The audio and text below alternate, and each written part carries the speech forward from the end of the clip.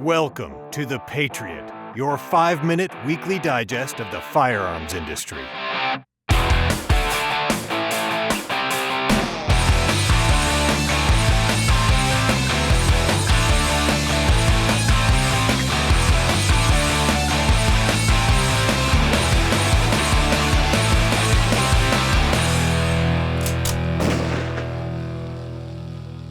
Welcome to the first recap episode of the Patriot newsletter, brought to you by the nation's leading FFL software, Trident One.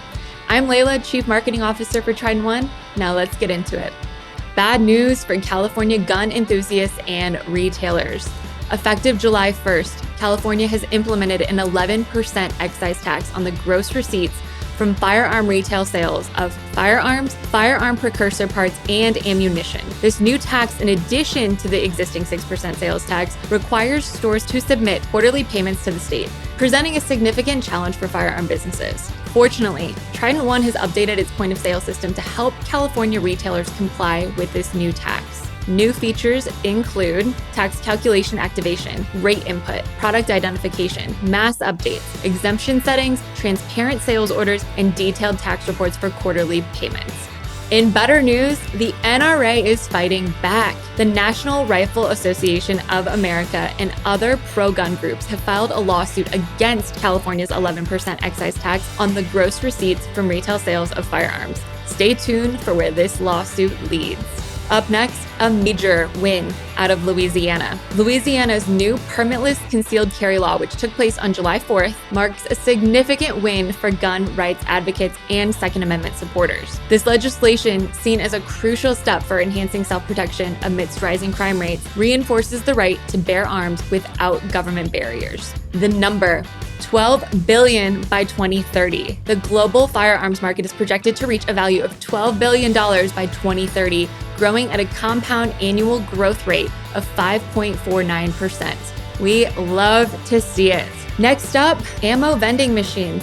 Yeah, you heard that right. In an innovative approach to ammunition sales, 2 Alabama grocery stores have introduced AI-powered vending machines that dispense gun ammunition after verifying the buyer's age and identity through facial recognition and ID scans. These machines are designed to streamline purchasing ammunition, making it more accessible to law-abiding citizens.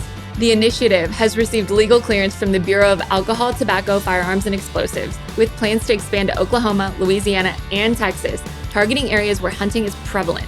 This move represents a significant shift in the landscape of ammunition sales, enhancing our Second Amendment rights. Next up, we have a really big win out of the North.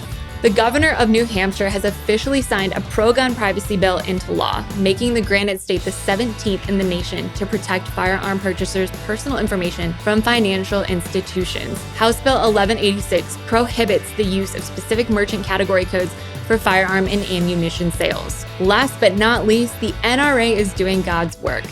The National Rifle Association has filed a lawsuit challenging the Bureau of Alcohol, Tobacco, Firearms, and Explosives' new Engaged in Business rule, which redefines when individuals must obtain a federal firearms license. The lawsuit filed in the U.S. District Court for the Northern District of Alabama argues that the ATF's rule exceeds its statutory authority and violates multiple constitutional provisions, including the Second and Fifth Amendments. That's it for this month. Don't forget to head over to tridentonepos.com/the-patriot to subscribe to our 5-minute weekly digest that is delivered directly to your inbox every week on Wednesdays.